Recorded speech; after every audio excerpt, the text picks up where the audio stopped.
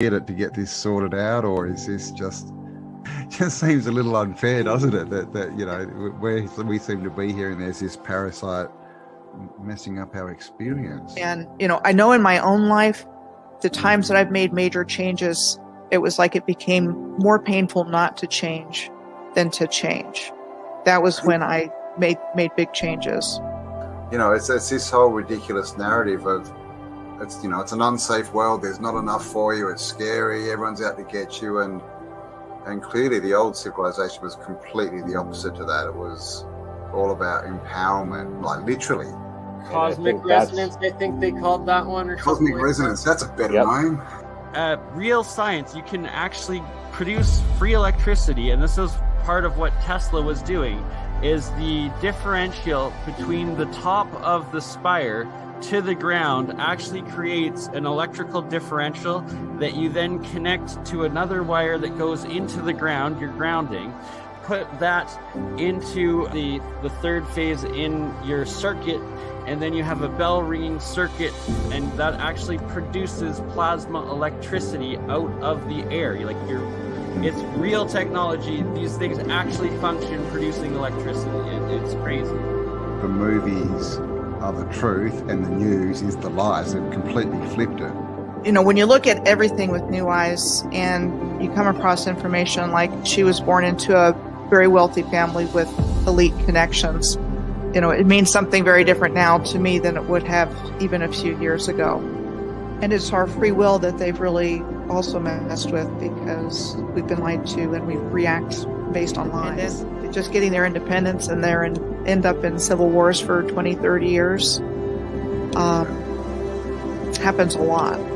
Because we keep choosing to pick up the gun and use it on ourselves instead of building and uniting and accepting that we are one people, one spirit, one harmony on one plane that together, united, can achieve anything we dream of. So do you want to, you know, wake up, or do you want to just keep going along because the change is too difficult? And then give them pieces of information that they will then pursue themselves and look into, and then they'll wake themselves up.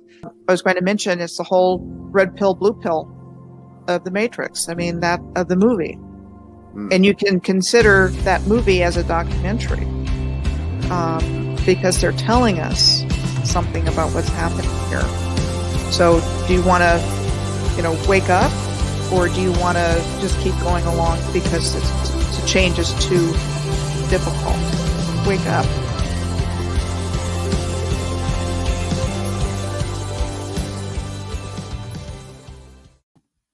Yeah.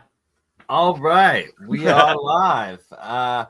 Joins last second, amazingly, with Andreas Zertis. I don't know how you did it, how you made it possible. Hack the planet, man. That took like a lot of effort. Google was like, no way, bro. Some guy in Canada is trying to hack Exertis right now. I'm like, no, seriously. He's legit. So they're like, I'm legit. Yay, I'm legit. A legit life hack. So weird how that works.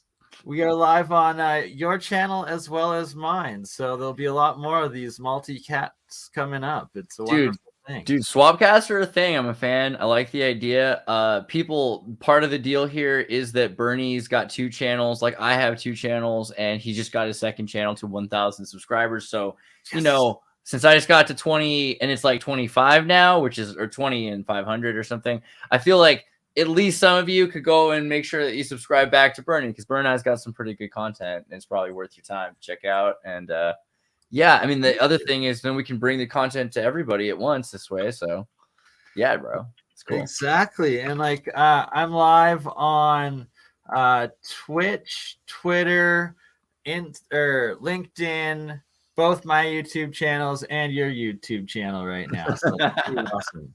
Not bad. Legit. So, I mean, like, one of the main things is that I don't have a science show, and I've been looking for somebody who's really interested in doing science stuff. And, you know, in the circuit, like, we've got a lot of the same friends. You know, you think about Jeremiah, Jeremy, Aaron, all these great people that are really interested in doing cool electronic stuff. A lot of cool people. And it seems like that'd be something that would be fun to bring to people, because there's so many people that they've heard about science, they don't trust it.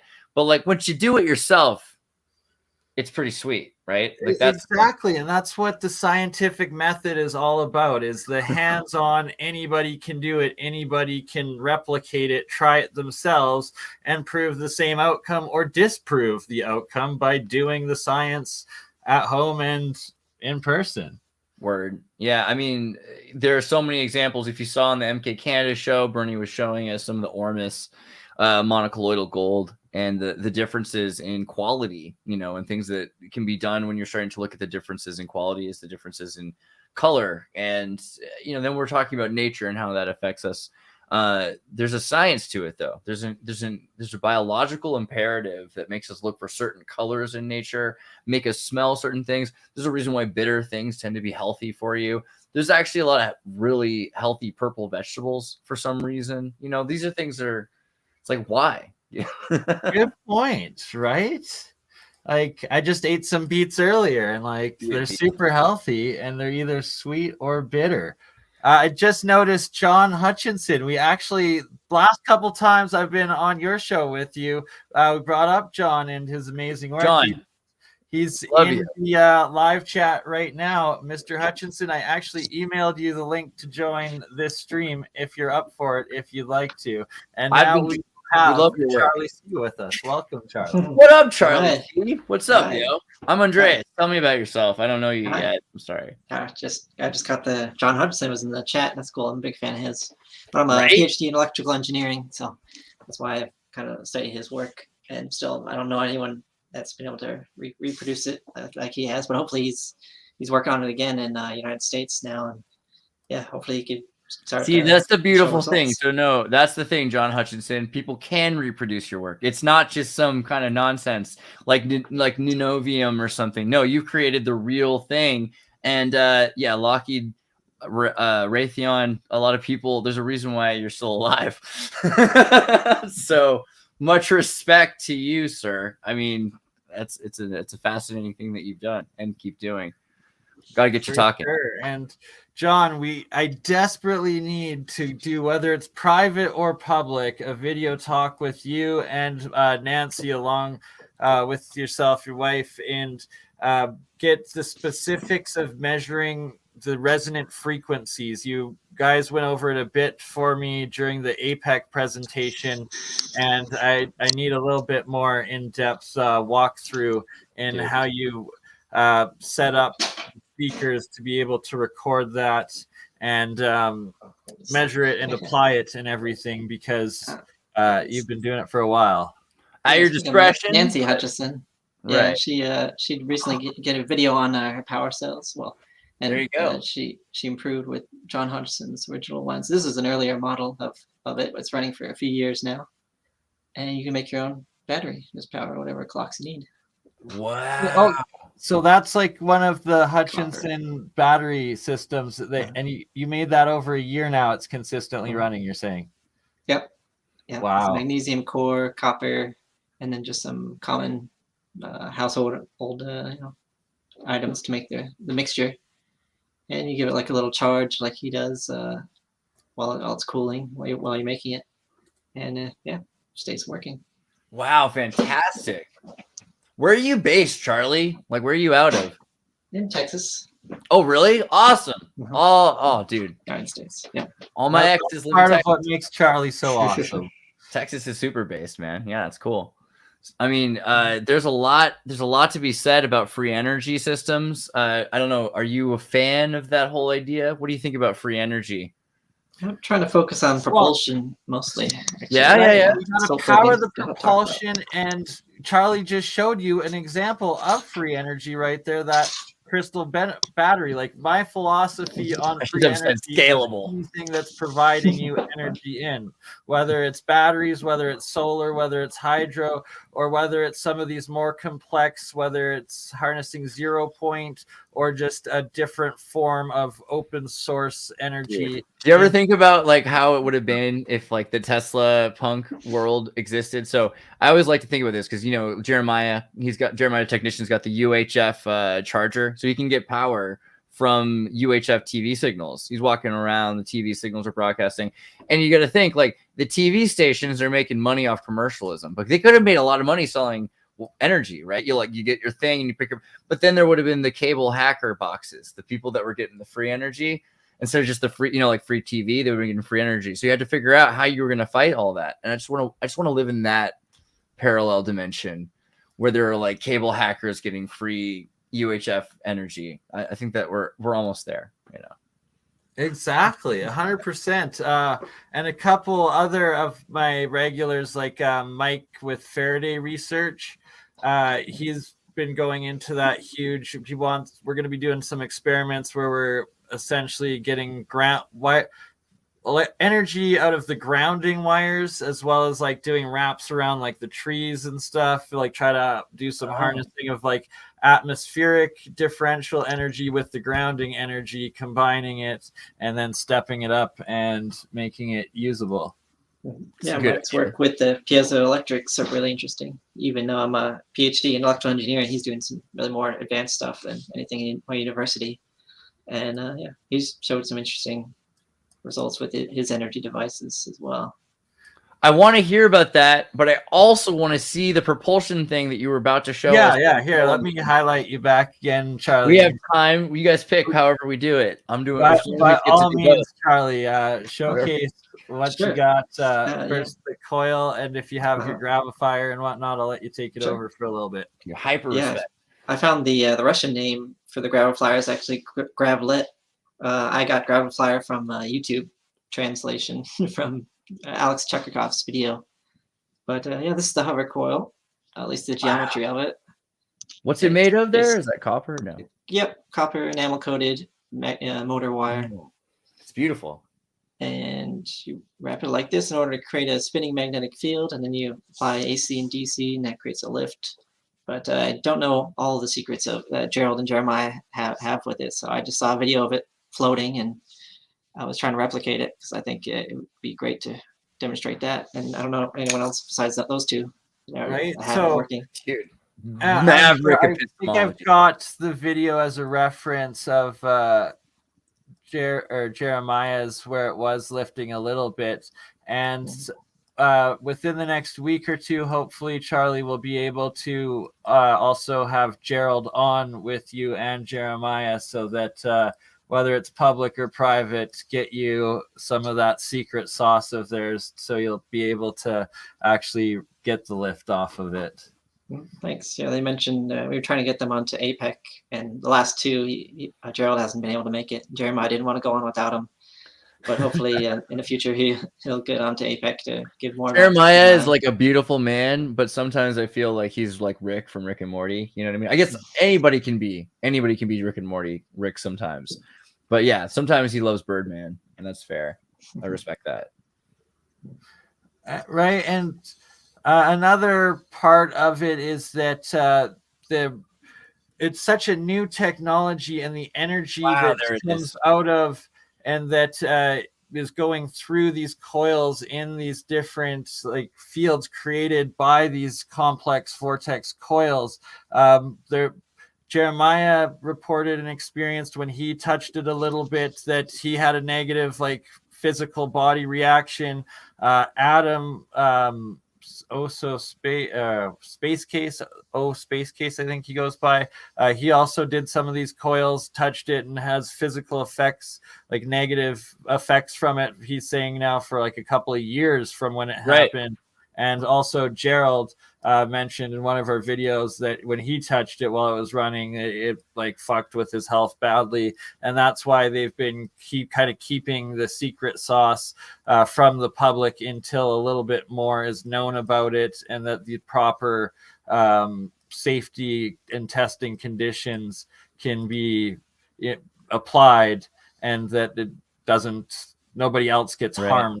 I saw Hutchinson say that they saw this video though. So you guys are watching Join the Technician. So that's awesome. And I hope everyone who's new to this have already subscribed to Join the Technician. And if you're not familiar with Jeremiah's work, make sure you subscribe to Join the Technician so you can see some of this stuff. But isn't this ionic breeze? Isn't that essentially what he's working on? Is just ionic wind?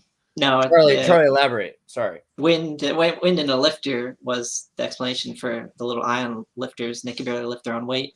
This coil, ion wind can't lift the weight of the coil, let alone the other objects that he showed on the coil. Absolutely. So this is way heavier. So why is that this is Right. possible? What is going on?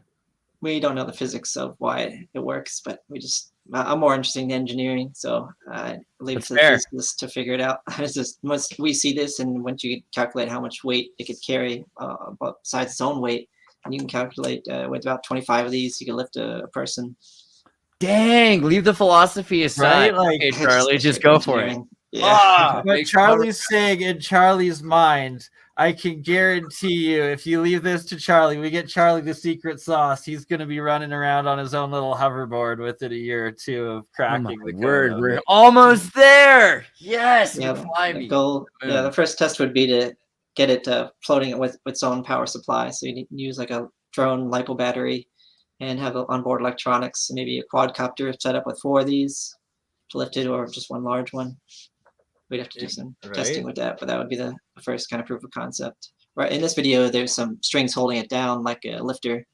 There are black strings taped onto this, but underneath it, people were worried that the desk was metal, because you could use AC through a normal coil, and that'll create levitation over aluminum.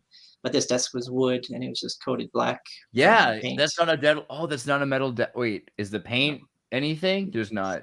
From what Jeremiah was telling me, no, and that the next time he does this exact setup, like or coil experiment, that he wants to do it outside on the ground, just to prove that the surface that you have it on is not responsible for the reaction of it.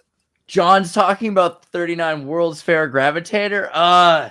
You know all the right things. Yeah, I mean, Viva Tartaria. That's amazing. I mean, so this is a huge thing, though. So what do you think about the future for this technology then? I mean, where's the first thing that what's the scaling? How do we get there? It's looking promising. Yeah, I guess Gerald wants to go public with it and not patent it, not make it a trade secret. So hopefully they'll have a lot of garage inventors building these and demoing them, bring them to science fairs, bring them to Tesla Tech, wherever. So it'd be great to keep it in the public domain. Do you have any concerns that this is patented somewhere and that they're going to be like, it has 20 more years before you're allowed to talk about it or something when you start to... If it was patented, it would be public. You have a year once you've gone public with it, like Jeremiah has, to patent it here in the United States. So the first person to apply for the patent would get it. What's the difference between patents what essentially what Andreas is like mentioning, bringing up, is that a lot of the time the patent office, if you apply for the patent, it'll be ruled that it's national security and then classified and then put under a military program. And that's why it's so essential what we're doing here of making everything open source, putting it out to the public and all learning together, trying it together, and ensuring that it isn't classified and shoved under the Smithsonian's freaking warehouses or, Halliburton or wrong words.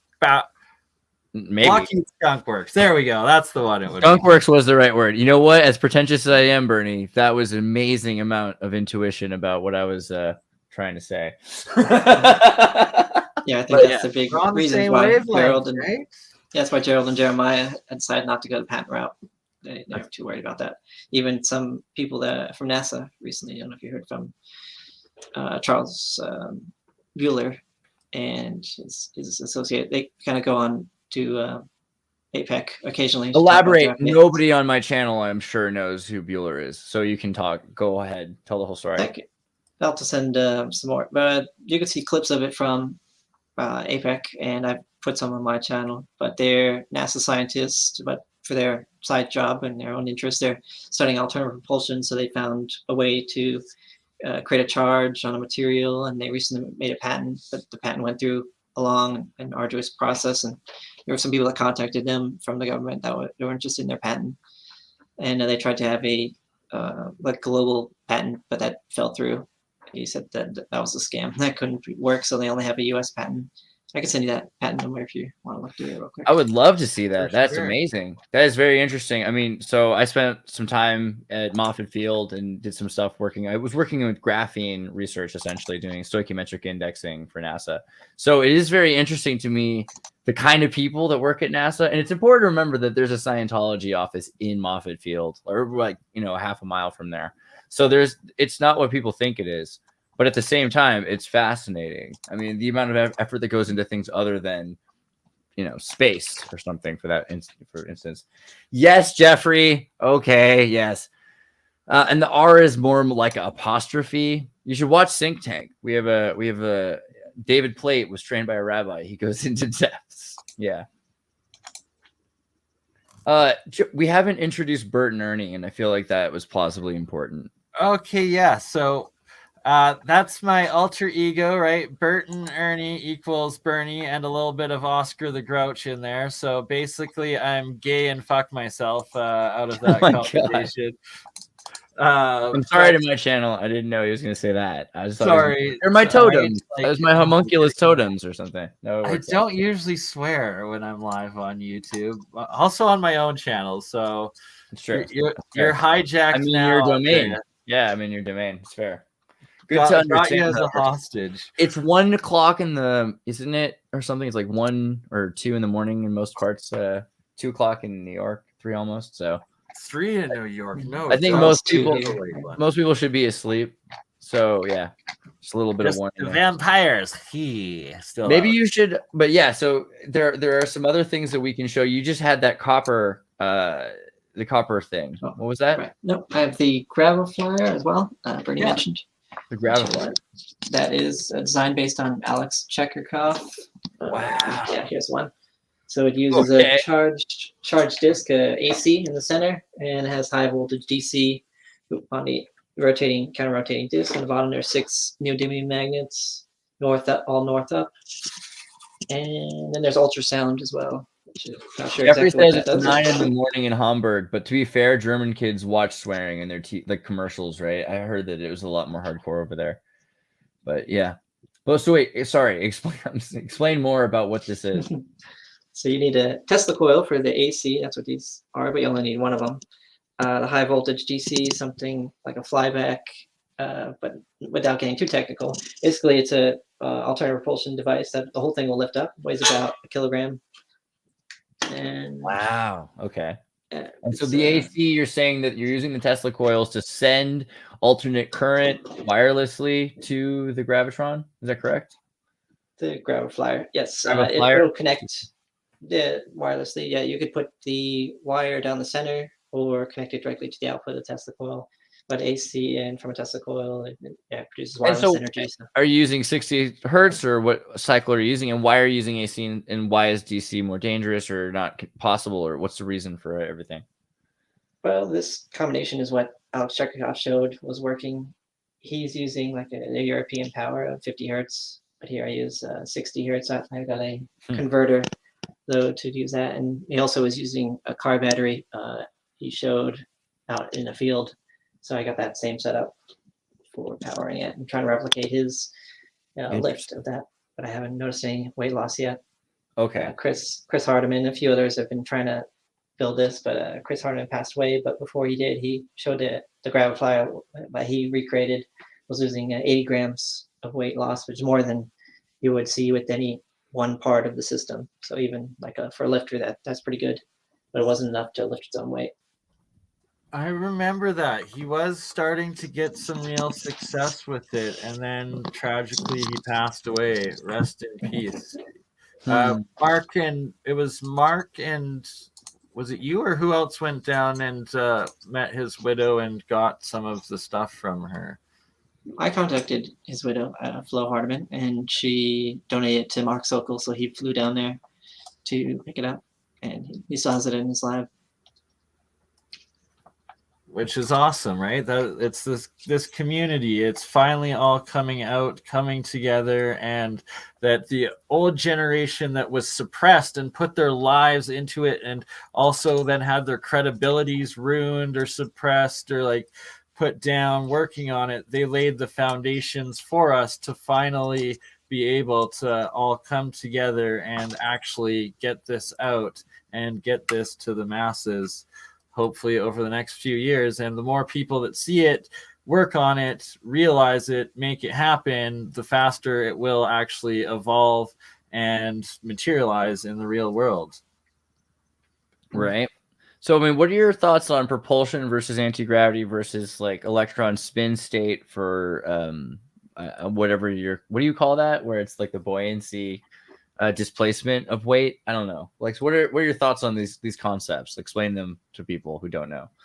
Yeah, well, I think there's a lot of different ways to get propulsion, and we've currently been using like the buoyancy for blimps, and then propellers and jet engines came along, but we're looking for something alternative to that. So our research from APEC is looking for electromagnetic and gyroscopic propulsion. Even if you have something that weighs a lot and you have it as a satellite or in the space station that's free fall, it's weightless. So if you can get any propulsion from that without propelling something out the back, then you could have just a solar panel picking up the energy and storing in a battery and then using that for propulsion. So that's what Mike Gamble was showing, and that's this gyroscopic device here. Mark's Hey, Bernie, can you solo his thing for a second? I want to see that. Wow. Okay, what is this? Explain this. Okay, so there's two gyroscopes, those brass circles on the sides, and they spin, and then there's two servos, or four, that cause it to move together like a scissor. So Mike Gamble turned the coin scissoring for gyroscopic propulsion. That feels like a pretty good entendre about virgin magnets, but keep going.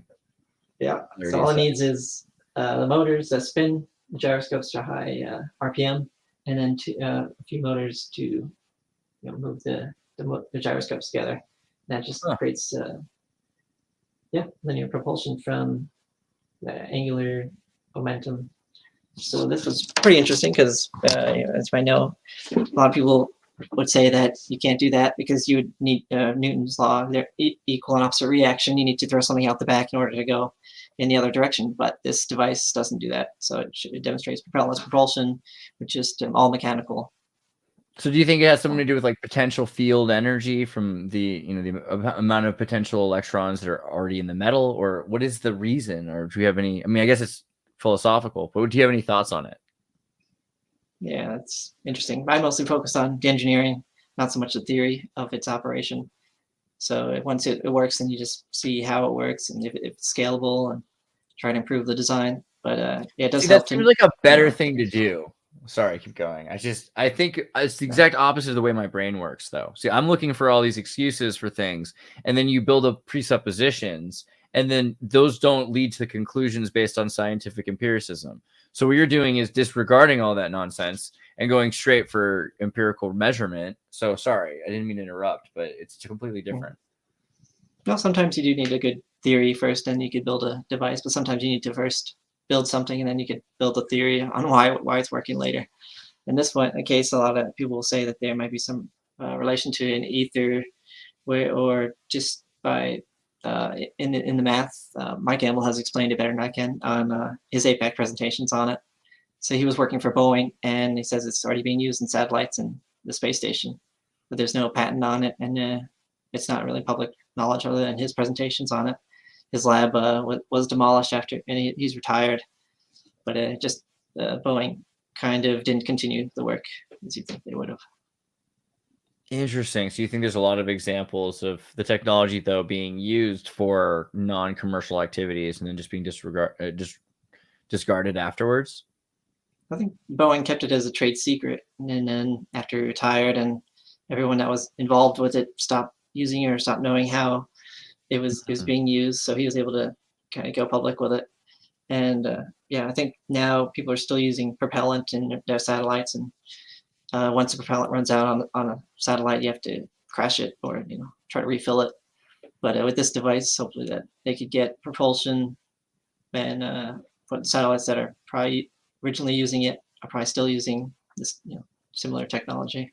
So how does that work exactly? Like, does it continually charge itself, or is it how does this work? Yeah, on a normal satellite, you already have solar panels to power the electronics on board. Oh, so normally it's reuptake. Okay. Yeah, you just use that battery, store power, and then spin the gyros, and you get linear propulsion. And you can also do orientation, which most people understand. That's what gyros are for, but they don't know you can also get linear. So as it starts falling down or floating out of orbit, you could just correct the orbit by using this gyro propulsion. Right. And flat earthers aside, just so you know, there's like electrostatic You know, it'll fit in your model anyway. Just relax. But here's the thing: if you've got free energy, except that it's not perfect, you're saying, you know, so you've got some entropy there, but that there's enough reuptake that it can basically, so it quacks like a duck. Is that mean? What does that mean about free energy? Does it mean that it's right that it doesn't exist yet? It doesn't matter because we can get enough energy out of reality anyway, or what? Really interesting with satellites. So you could have it falling where it's always facing the sun, so you could get the store the energy in the solar powered light energy from that all the time. So I guess you could say that's kind of like free energy. As long as the sun's burning, you can keep using that. And there's been suggestions of storing that energy as it's falling in the satellites and then projecting it down to Earth using microwaves or other forms of wireless energy to transfer that energy down. Bernie, what you up to? That's okay. I mean, he probably is doing something important by moving around the characters. So, I mean, your thoughts then on like how much we can collect of energy? Is there always going to be a loss of the amount of energy that we can collect? Well, if you look at the universe as a whole, I think they've proven it's expanding.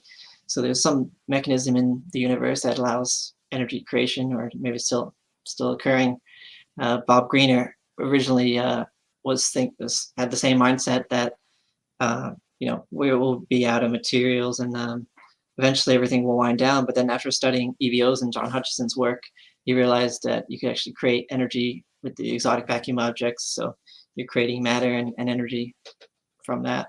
So a lot of the ideas of running out of energy, you won't have enough gas, using EVOs and studying that technology, you could see how we could create more to whatever we need. Hey, so explain that a bit, like EVOs and how we would create, like how does that, is it, and then also the energy cost to do it, you know?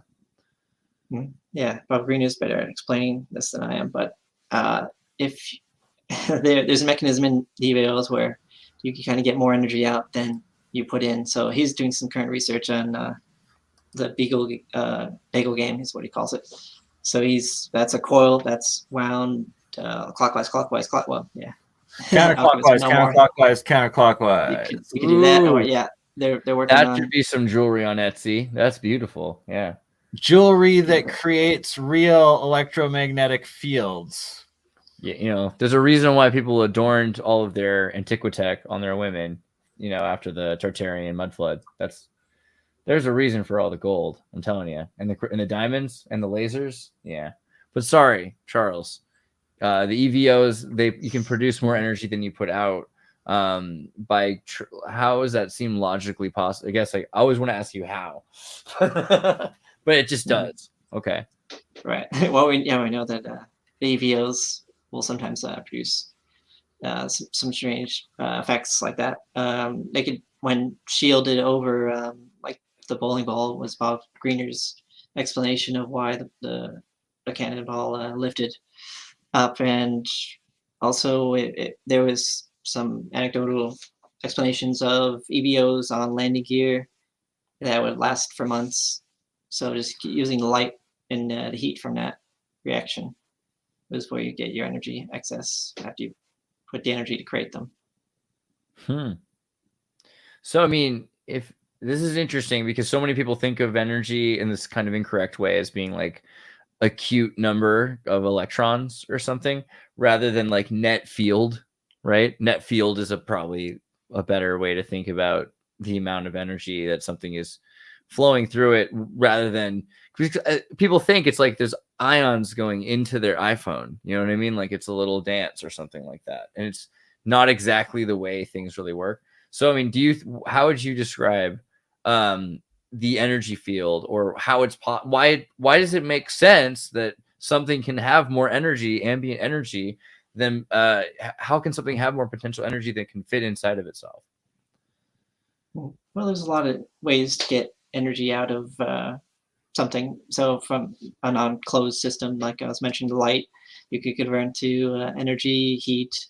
You could convert to energy, matter itself you burn to create energy. So you have a lot of different sources, and you could produce energy from multiple systems that way. For instance, maybe how does that solid state battery of the Hutchinson design that you have producing for energy for a year and a half, do you want to explain that one a little bit? Sure. Instead of the alkaline batteries that use liquid chemicals that'll eventually melt together, or the acids turns to base. This is mostly base design for the crystal, and it'll start crystallizing. So that's, you might have saw some of the magnesium in the center moved. So that's part of the process of it crystallizing, and just the moisture in the air is enough to keep it active. So that's the main difference between these crystal power cells versus a normal battery. And that's why they last longer. Nice. So then that's pretty similar sort of characteristics as Mike's.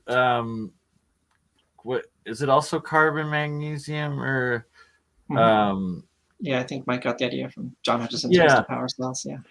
Yeah, and it was Mike did it, and then now Michael Boyd has also replicated, and Jeremiah have replicated it, and they're these make your own batteries out of magnesium rod power cells with I forget the other metals.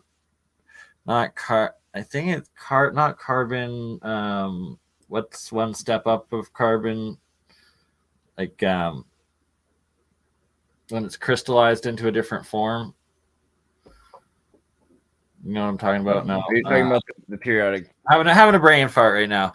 Anywho, it's a couple simple materials, but it's these batteries you can make yourself at home, and that they recharge when you dampen them, and that just by putting more water on them, they power back up. So you literally recharge your batteries by adding water, and boom. Are you talking about along with the idea? Carbon graphene. Oh, okay. Magnesium batteries. Oh, okay. And just 3 weeks ago, Nancy Hutchinson shared a video explaining more how to make the new powered cells, the newer.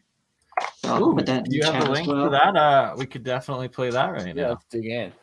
Sure. Yeah, that'll help explain better.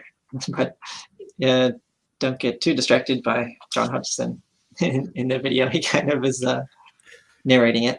Super chat from Joseph Fazio. Hello.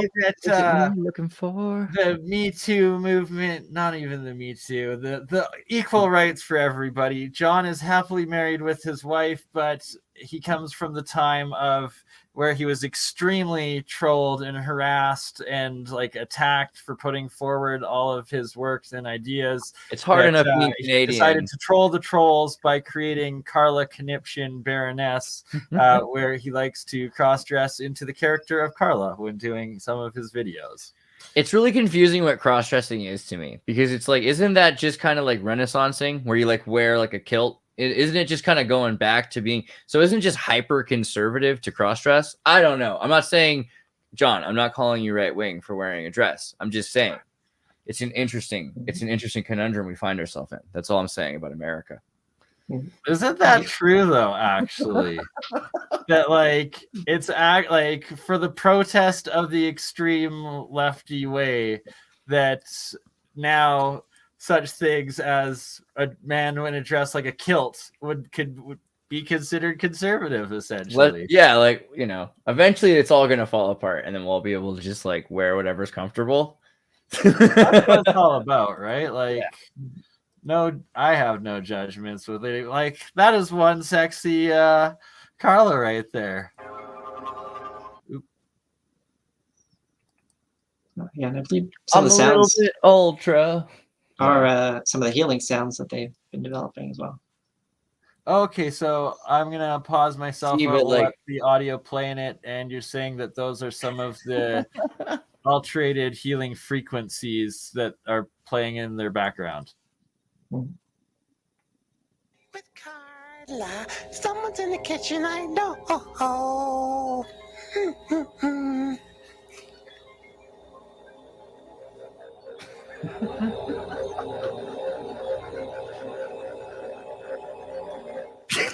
John, what are you doing now? And today we're making power cells, really. Kids in the hall eat your heart out. What is a crystal power cell, John? A power cell, Carla, is a energy collective system. Picks up ambient energy and converts it into usable power. Oh, really? You know, I read about making power cells by T. Townsend Brown a long time ago. T. Townsend Brown took minerals and found that they give off electricity. I tested certain minerals to see what kind of voltage readings I get off the minerals.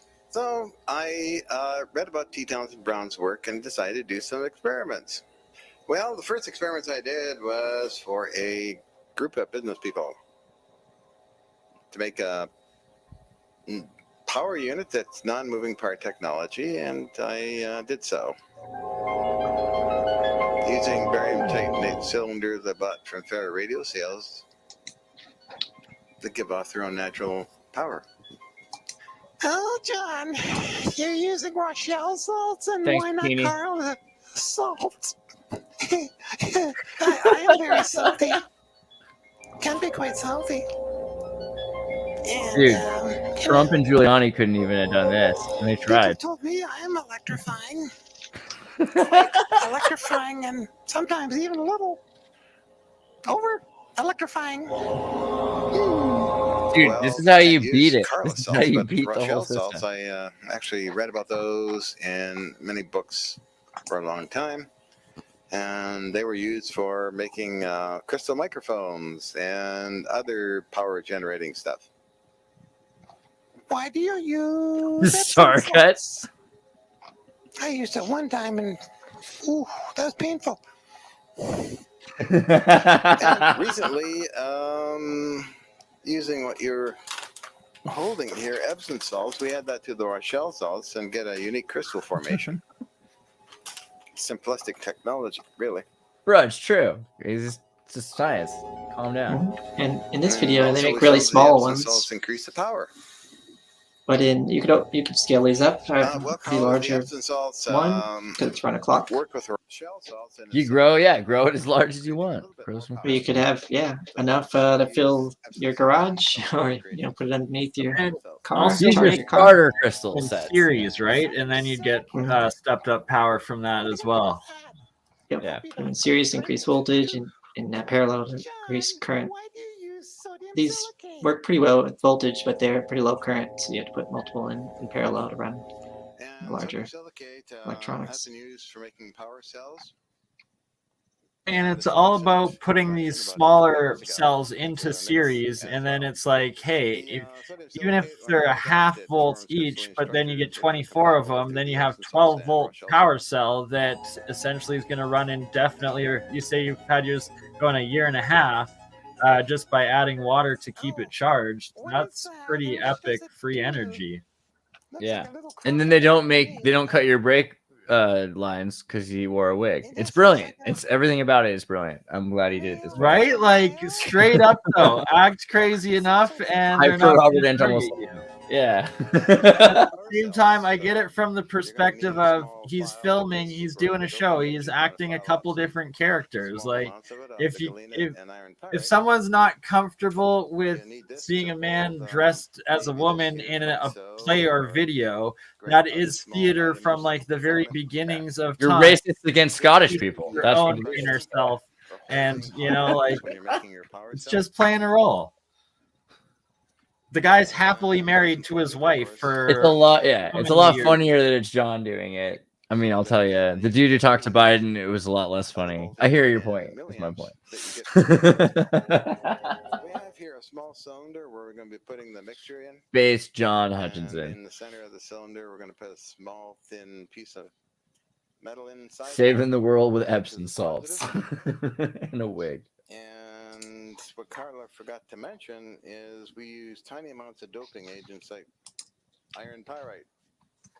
We use doping agents in small quantities. Thanks, Liam. Iron I appreciate pyrite, it. other We'll do minerals another like one soon. galena to Try to do it better, but I had some echo problems with it. Sorry about the echo I had. It'll be better next time.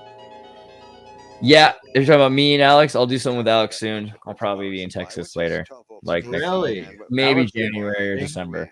Yeah. heat up the substance. Charlie, where in Texas are you? Direct current to Near the Dallas. cell Nice. to polarize the elements inside, and then I like the cell off, and Texas. it's- after that, it's self-reactive.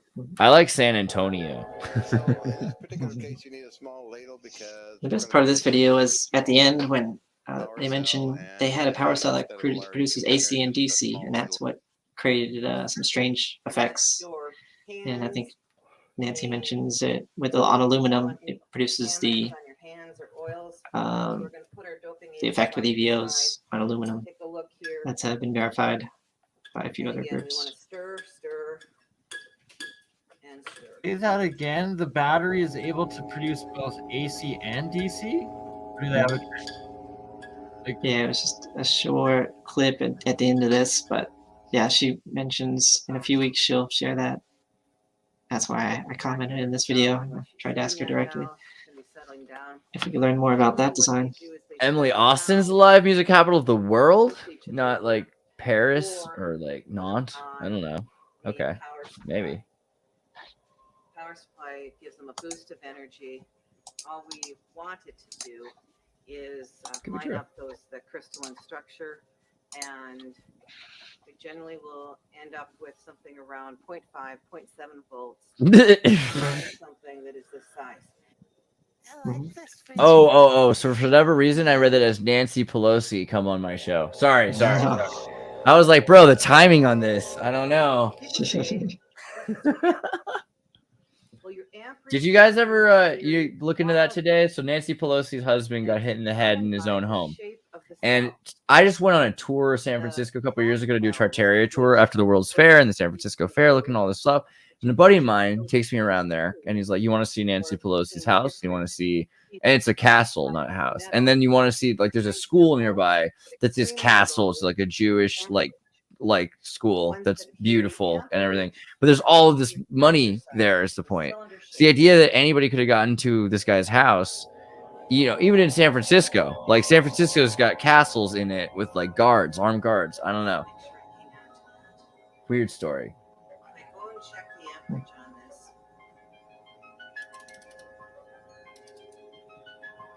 Like, Nancy is an absolute genius too. Like, her and John did their presentation at APEC. Like, the information she was sharing was just as amazing. Dude. Yeah, her channel is great. Just has the main interests of John Hutchinson's work. They will not. This is coming from the charge. They've gotten their amperage. The key thing is to make sure that they are properly made in the first place so that you don't have a lot of moisture and thereby you don't have a lot of that chemical reaction going. You want them to dry out, and I've usually given them a little bump like we just gave on this power supply after they've dried out. Once they've dried out and I've given them a bump, that generally means that's the power that they maintain. And then it's also very important to put them on a load. And finding the particular load is difficult because we have to have a series of these in order to have enough to actually power something. And you need them made identical. You need to have all your standards down because they are very particular. The cells are very particular. And when they work together in series or parallel, but they're exactly the same. I love what Dude, you're she's doing. cool. It's awesome. Everybody, woo. Yes, even Carla can have a free energy device. And we have some extraordinary power cells that are not these little cylinders, but they are totally different forms. They give off AC and DC. Agreed, Bikini Truther.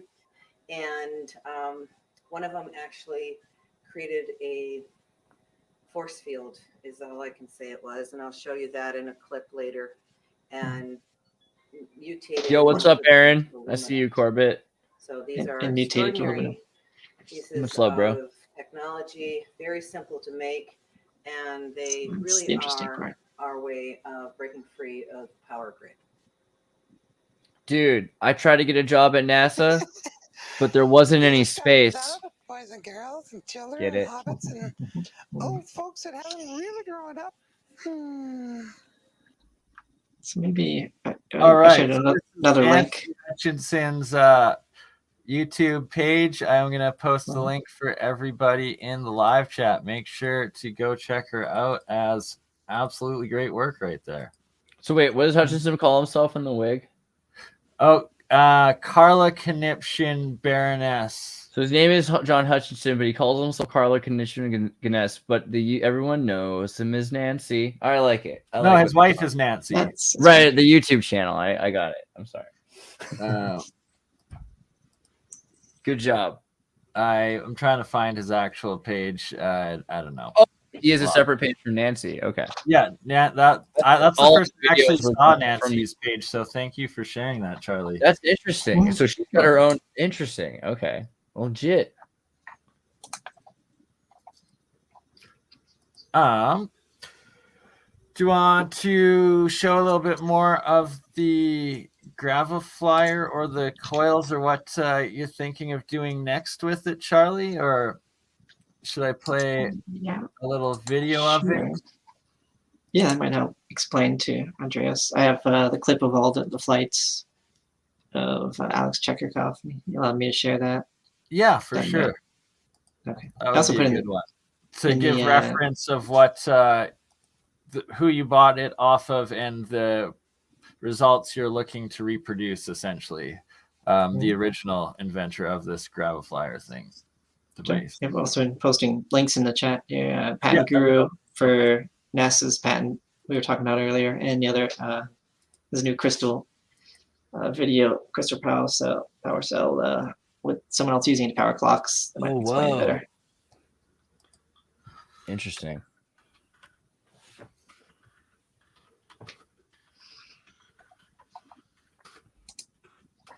Yes. Thanks, Brittany L, for the super chat. Live streaming on multiple channels. Oh yeah. Indeed. Yeah, if you guys have any questions you want answered, feel free to super chat away. I'm sure that this is a good time to get Charles and Bernie and me if you want, but to answer questions about things. And it looks like Charles might have some answers that you might be interested. Frolov's hat. Alexander Frolov was a Russian scientist. He's not answering emails anymore after the war in Russia, but he had an advanced propulsion book where he explained this device, which everyone has nicknamed Frolov's hat after him. It kind of looks like a top hat. Oh, here you go.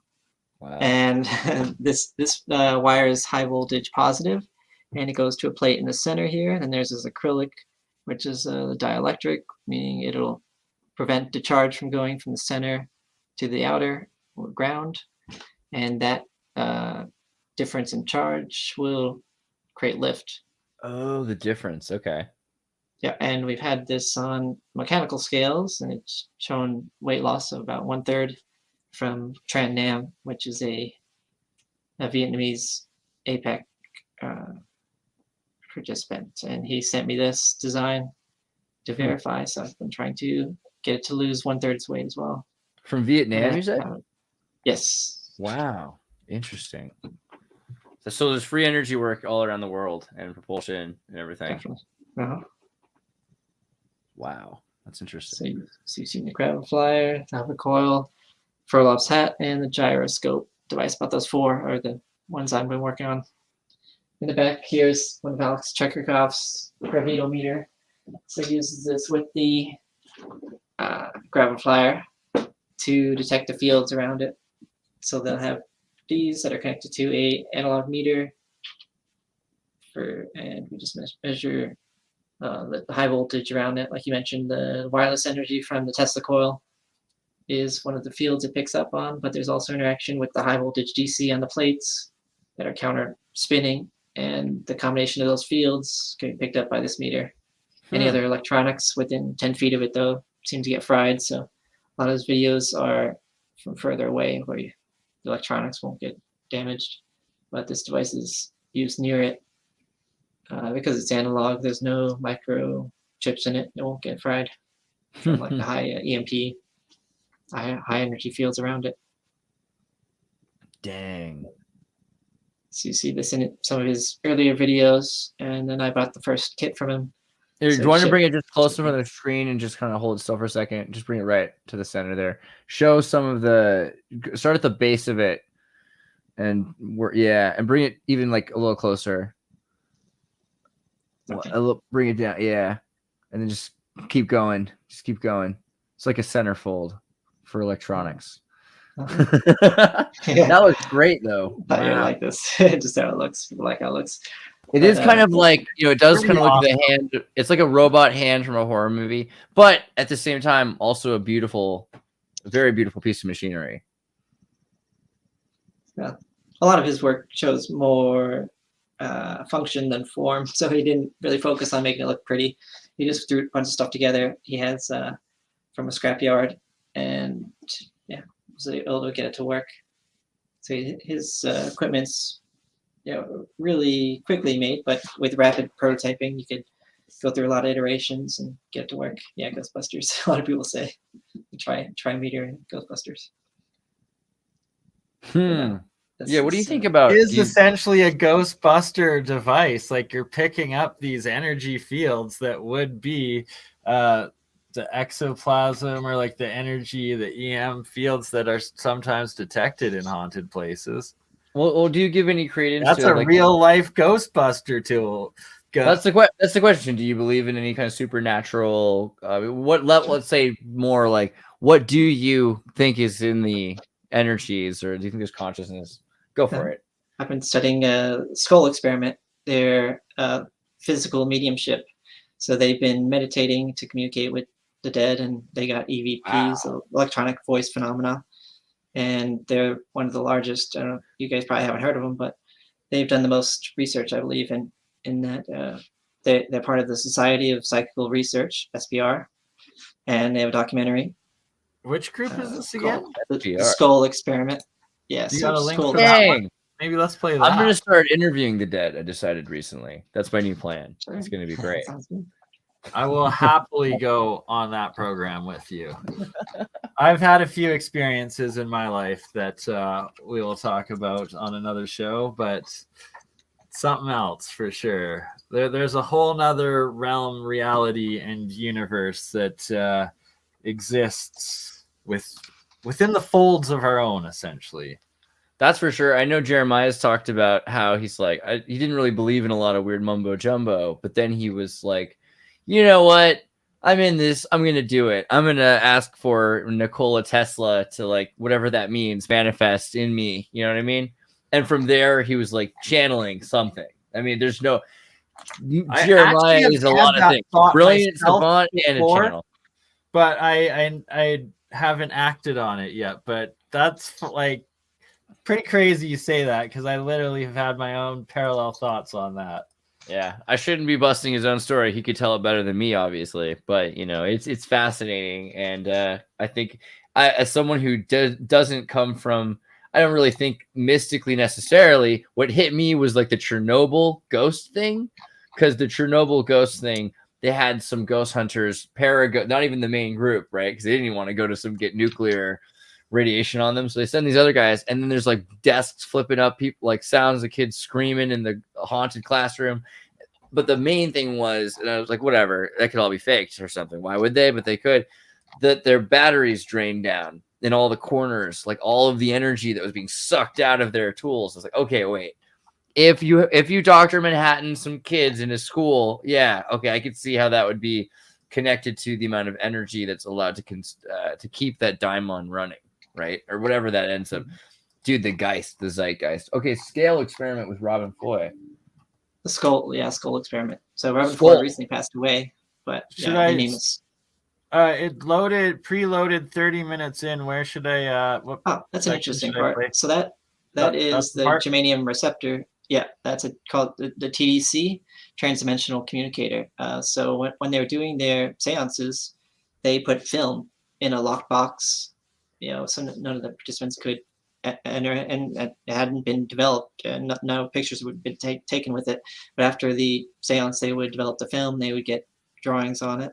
So they got one from TAE, which they later found out was Thomas Alva Edison spirit, and it was designed for a device to help with getting EVPs or communication.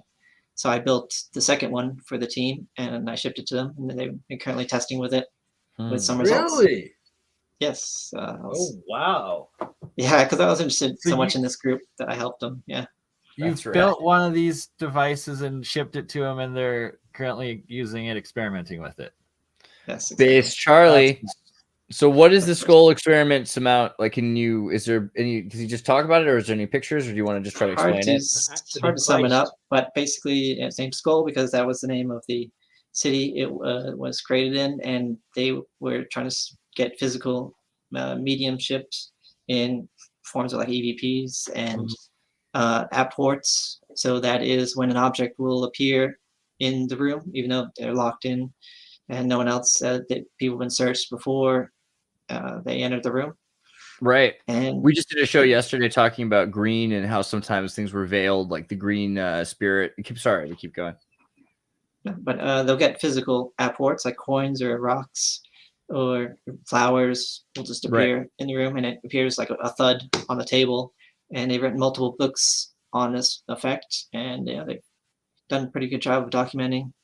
And they currently have been recording a lot of it on analog video and audio, and they need help converting that to digital to start sharing online. But there's other groups that have recreated the procedure that they use to get this effect, and they call them circles. So there's multiple circles now around the world getting the same effects. But still, a lot of people don't know about this group or research they've done. So I definitely recommend researching more into it. How do you think it can work that EVPs can?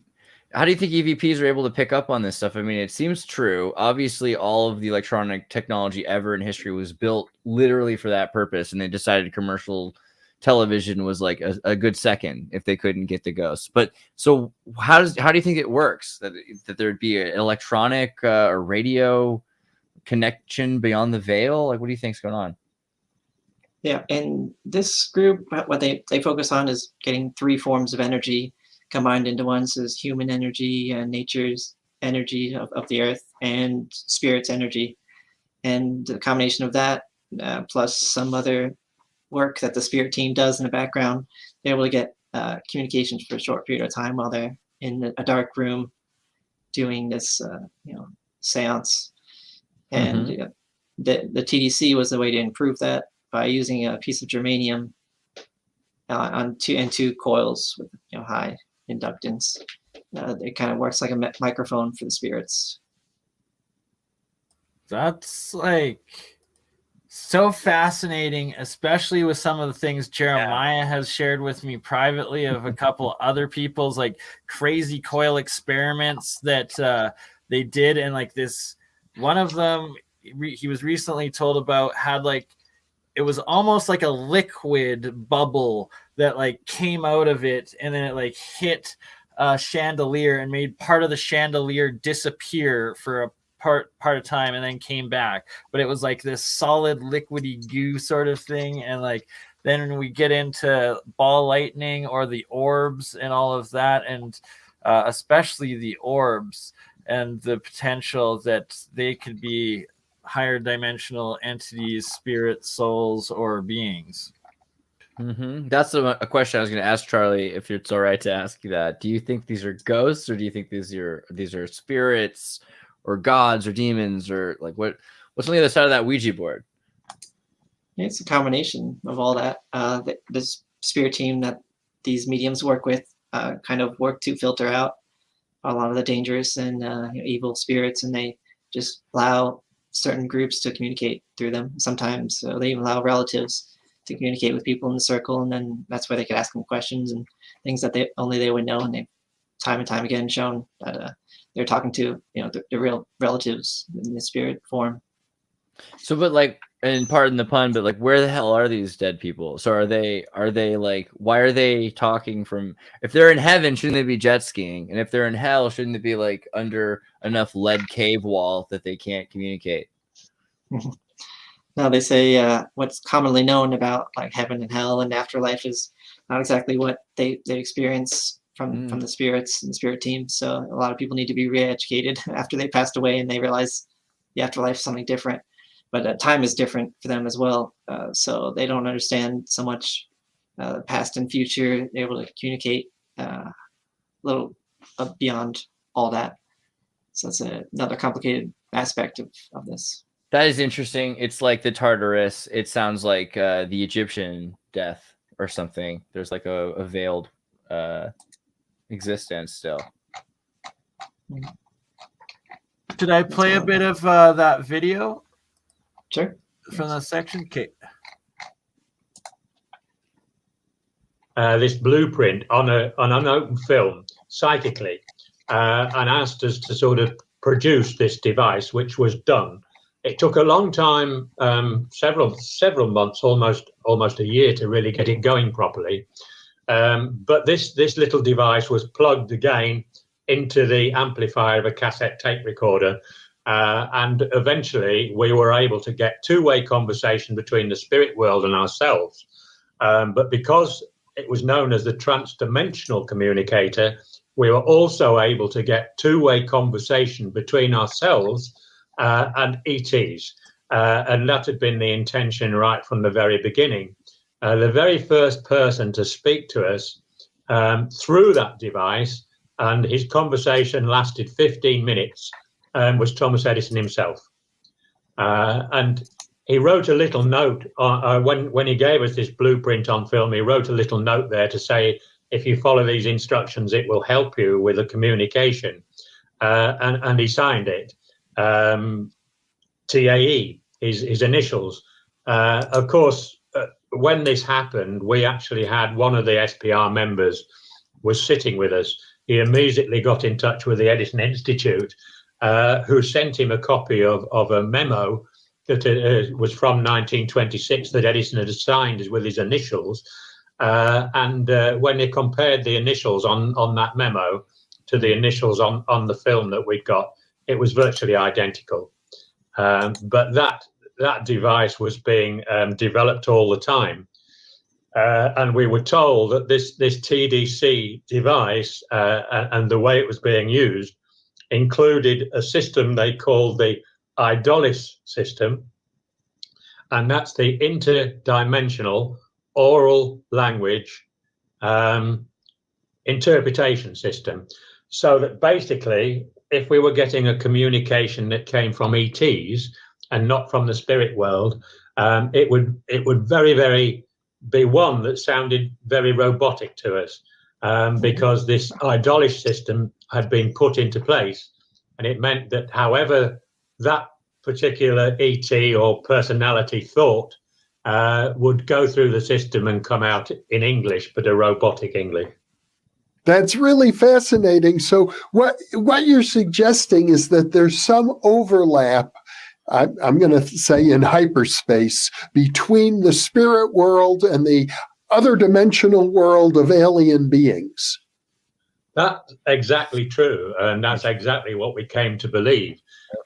We had our own proof of this because there were at least 2 or 3 occasions when we actually had a miniature UFO flying around the room at Skull that actually stopped in front of each and every one of the sitters to show us exactly. And this was a sort of little triangular shaped thing that had cabin windows lit up. And it was absolutely quite amazing. So that occurred. Either you know who Dr. Jeffrey Michelin we is? had the teleportation in the circle of more than one. Michelin's the bald guy, right? Themselves. Yes. Yeah, I like there was him. one little guy that we called Blue because he left. Do you want to pause for a second, Bernie? Pause it for a second. Film. Yeah, sorry, Charlie. Elaborate for my audience has no idea. Yeah. He was the first to get a PhD in parapsychology, and he's getting close to retirement now, but he's been going for many years doing Bernie, can all you go kinds back of a picture research. to show Michelin's face? He was just about 10-30 seconds earlier than this. So he's done great interviews like this. There we go, right there. Where he's not afraid to study the paranormal. So a lot of it, and he's done great ones in remote viewing and afterlife. And he won the first place in Bob Bigelow's $1 million afterlife challenge. Oh, Jeffrey Mishlove submitted the paper. Yeah, that won first place and got $500,000 for that. He's the winner of that. That's fascinating. I didn't know that. I mean, you should definitely read that paper. It's good. Yeah. So his idea then that he says right here in this about we're about to hear is that aliens or extraterrestrials, or he didn't quite say this, but demons, light beings, something beyond the veil of extraterrestrial that's like interdimensional, interradio beings are connected with ghosts, and our EVPs are picking up something that is. What do you think that means exactly? What do you think he's saying? I think there's a lot of different beings that were maybe long dead that are trying to communicate with us, and through this process, physical mediumship, you could get audio, video recordings, even physical materials and apports in the room.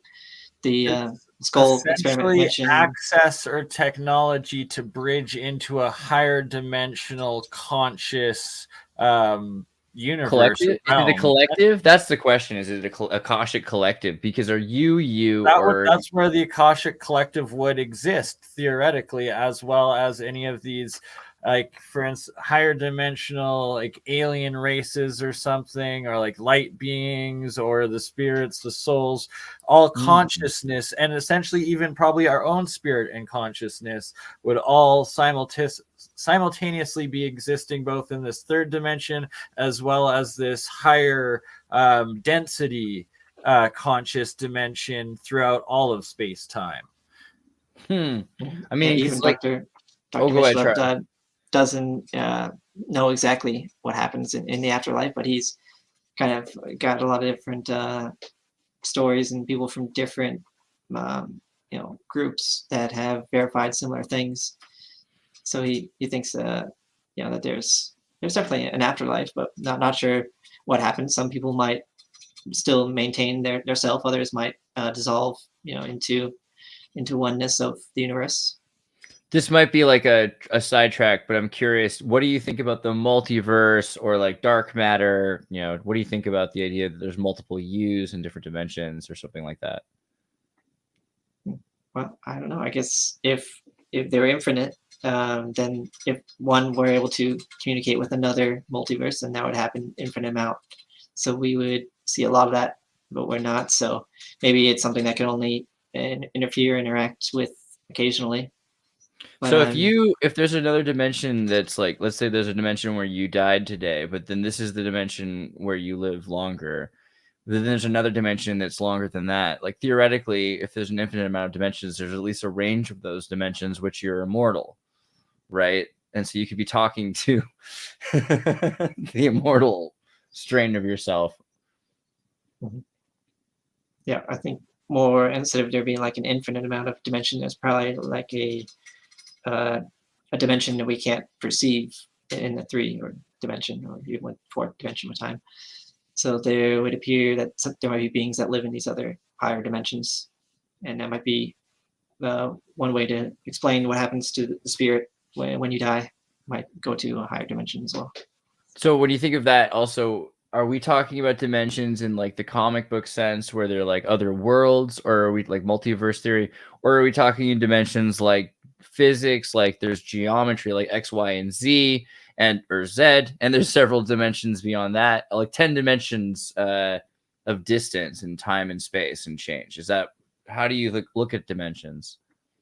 Yeah, I think probably more towards the second one with the physics, multiple. So these are, it's like Pac-Man. Like we're basically the lower awareness of something that's like inside of awareness of a higher, something to that effect, like something that's aware of more space. Yeah, like think of a stick man on a piece of paper existing on the 2-dimensional plane, and you're looking in from the 3rd-dimensional plane. That if you've ever experienced an out-of-body experience, whether meditating, whether astral projection, or on psychedelic drugs, or a near-death experience. When you get that out of body, you're then all of a sudden, when it's happened to me, usually I'm like instantly plugged into like this collective universal consciousness source or something, while also like being exposed to way more than you can ever possibly comprehend while in the physical. Here, you know what? Can you let me see. Can you can you put this picture up for a second? If you hit share screen, then I can put it in. Yeah. Oh, that's even easier. Well, one second. Present at the bottom, and then I can click it in. Yeah, why did they change it to present? Like, what kind of nonsense are they trying to pull on us? Hold on. Not super important, just a psychological Rorschach. But that whole vibe of being Pac-Man is that you're a flatlander that is inside of a hollow spheroid. So you go left and you come out right. You go, because the infinite planes, bro. You go out on the X, you come out the other side of X. So this is like a really psychologically terrifying game. There are these ghosts or monsters. I'm not sure which. If you look into the original story of Namco, they're actually more like Cthulhu things.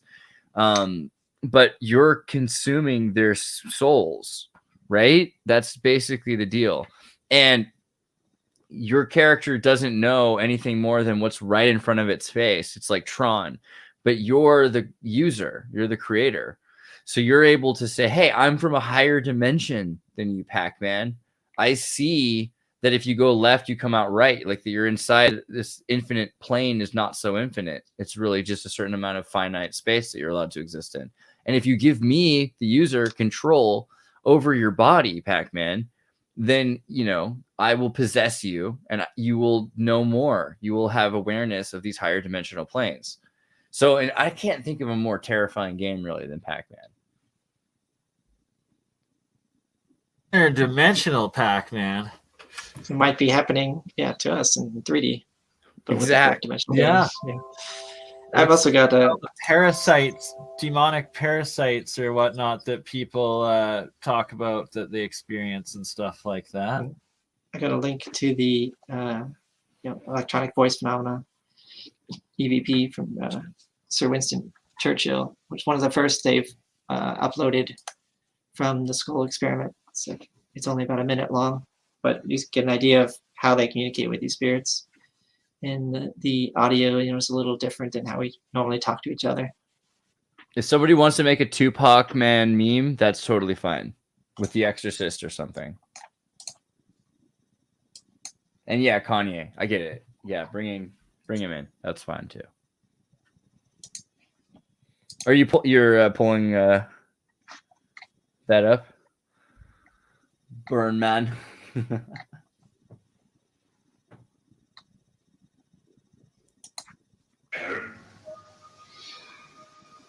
Patrick, don't mind me coming in here to say a word to you tonight.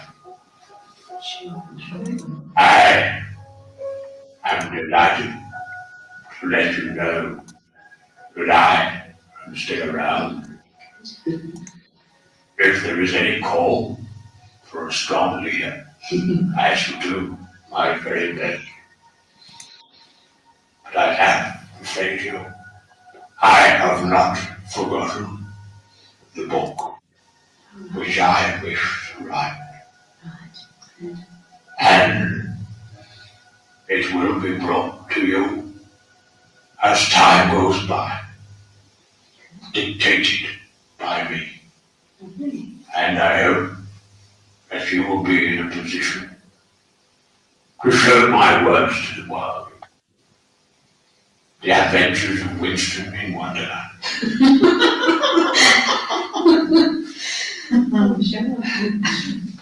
I do beg your pardon for taking up your time.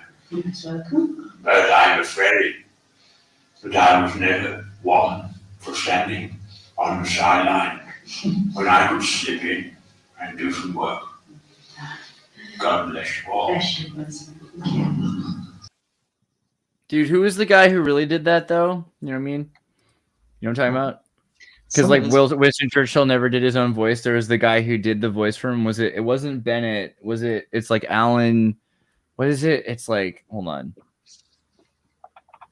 Norman Shelley. Is it Norman Shelley? You know this whole thing? Because like Winston Churchill didn't do his own speeches. So the guy who did the voices for like, we will fight them in the air, in the field, in the plane. It was like the guy, Norman Shelley, who did Winnie the Pooh for BBC.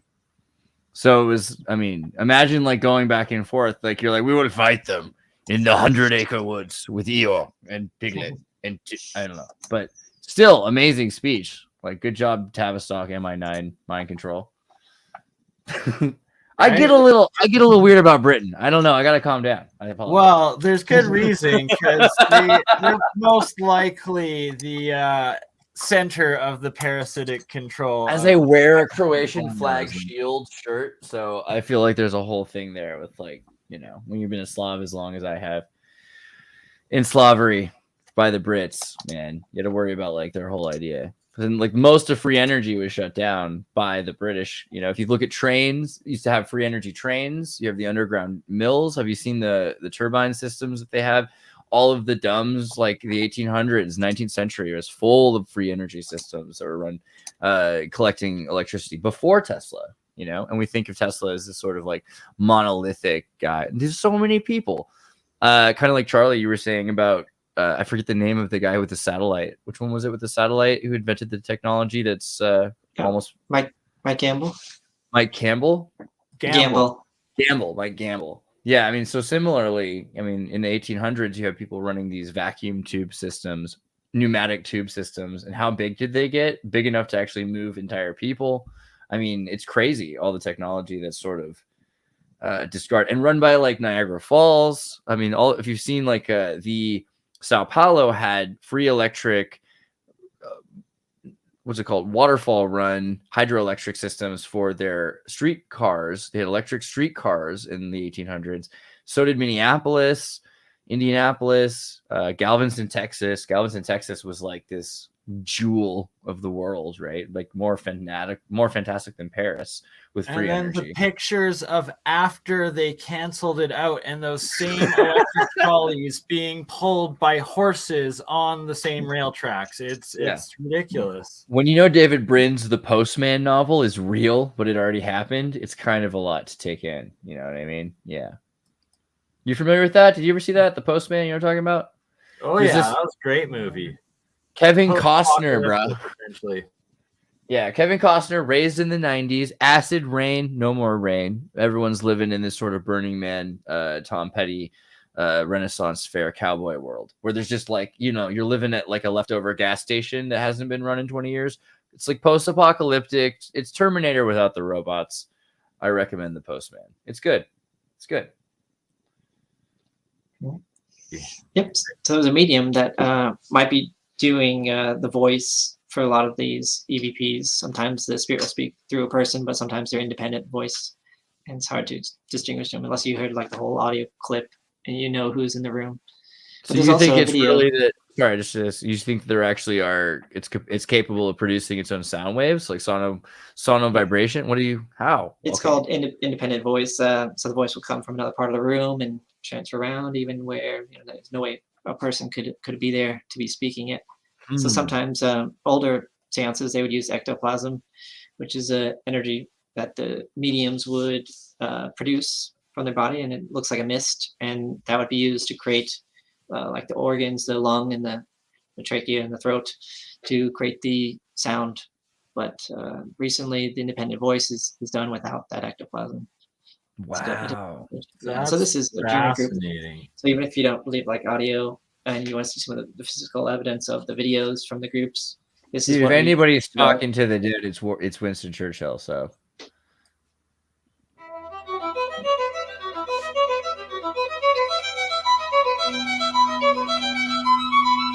I'm talking about contact beyond the Propulsion generator. This is their device that they use to record. Oh, okay. I was like, I don't know that one.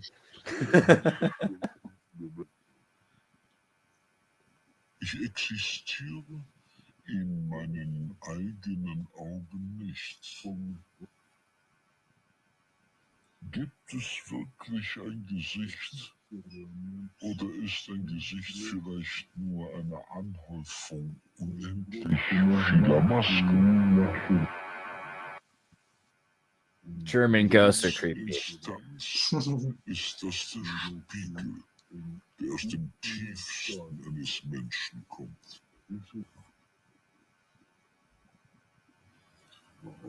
Was ist denn das? Eine Botschaft des Himmels? Diese Botschaft kann und muss jeder auf seine Art entschlüsseln. Es sind nur alles Versuche.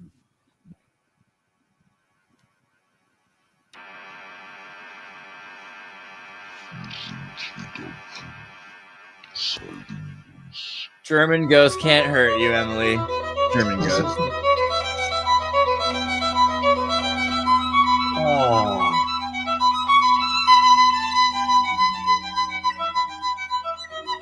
And you don't think it's like, I mean, 'cause it kind of sounds like slowed down stuff. You don't think, what is it supposed to be that this is producing the voice through? The device is allowing for the electricity to generate. How's this? Because like I use AI to make voices. I could easily see a ghost using AI. That would be like the future. But how is it supposed to be working here? I've seen some like what is it called? Like Golden Dawn? No, not that. Oh god. Bro, what's the name of that group in Russia? Or Altria? Oh, sorry. Crazy occult summoning practices where similar sort of that were filmed like in the 80s and similar sort of voices, entities like are recorded speaking, and like there's like this crazy boom sort of thing that like came and like shook the whole room and the camera like right before the voice came in and stuff. It's crazy the deeper you dive into the occult and the spiritual realm and portaling in between the two. Brittany, if you're watching this, and you probably aren't, but if you remember the name of that group that made that Jackie AI, what is it called? It's a Russian Scientology like group, and they have a Chinese teddy bear that they've put new tech inside of, and it has better than GPT-3. It has some like Soviet like Putin ripoff that's even more gnarly. But the bear's named after Jackie Chan, so it's Jackie because they thought everyone loved Jackie. But they're like this weird Scientology cult, so they talk to ghosts and they talk to spirits and everything like that. And they're trying to manifest, like you know how Krishnamurti was supposed to be this theosophic Christ child. Well, this is going to be the AI Christ child. Is this Jackie Chan teddy bear Ruxpin doll that they're building? Oh, what's it called? Oh, Alatria or something like that. I'm sorry to cut this short, but I have to get going to pick up the wife. But if you guys want to keep going, I can join in from my phone and keep the stream going if you want. Up to you two.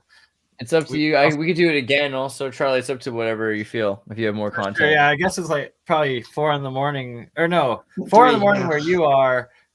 You're in Texas, so you're probably 2 or 3 a.m. 3 a.m. 3 a.m. Yeah. All right. But, well, yeah, it's a good stopping point, I think. We'll do it again. We'll be going for an hour and a half. Definitely do it again. I want to start like we're gonna do Swapcast. On my side, I'll come up with a thumbnail. I'm thinking like real science or something like that. I don't know yet, but maybe with like 2 E's. Absolutely. It's in the works, and this is the first. We'll make this the first pilot, essentially, of it. And Charlie, by all means, you'll be welcome on as a permanent panel member of the science stream. I've already been talking with Jeremiah about it a bit, and Jeremy, and well, Zertis was the one that approached me about doing it with you. And as we keep integrating, we will be doing more and getting it going. It's gonna get pretty wild. Yeah, thanks for having me. Good stuff. Awesome. Guys, if you have any questions on my end of the channel, make sure that you ask them, and then make sure in the Discord that you sign up tartarynova.com, go to the Discord, and you can follow the links for these guys. Charlie, do you have a YouTube channel? Yep, Charlie C. Cool. So Charlie's YouTube channel will start posting the videos on my Discord, so it'll be very easy for you to find his scientific work. And as time goes on, as you have questions and you post them there. We'll do our best to answer them with real scientific experiments. Beat that. And yeah, I think this is going to be a good idea. So. I just posted Charlie's YouTube channel in the live chat as well, impersonating Andreas. Yeah. It's not really, it's like ventriloquism, really. I'm a fan. It's cool. It is. So that was awesome. Thank you, Charlie. Thank you, Andreas. And Bert and Ernie, thank you to myself. We will see you all soon on the next one. Might be doing one together tomorrow night, and if not, for sure Sunday night with Autodidactic Campbell as well. Hopefully, maybe Jeremiah will be up for it tomorrow, Charlie. And if whenever Gerald gets back to me, I know that you'll 100% probably just make yourself available for any time that Gerald says that he can, because he's been difficult, but we want that covered. And John Hutchinson, if you're watching, we want to do interview. Every one of us wants to talk to you about something. So if you have the time, reach out to us. And Nancy, keep putting up videos. We're really excited about that. It's pretty much what we need. So thank you. 100%. All right. Thank you all. Much love. And we will catch everyone on the next one.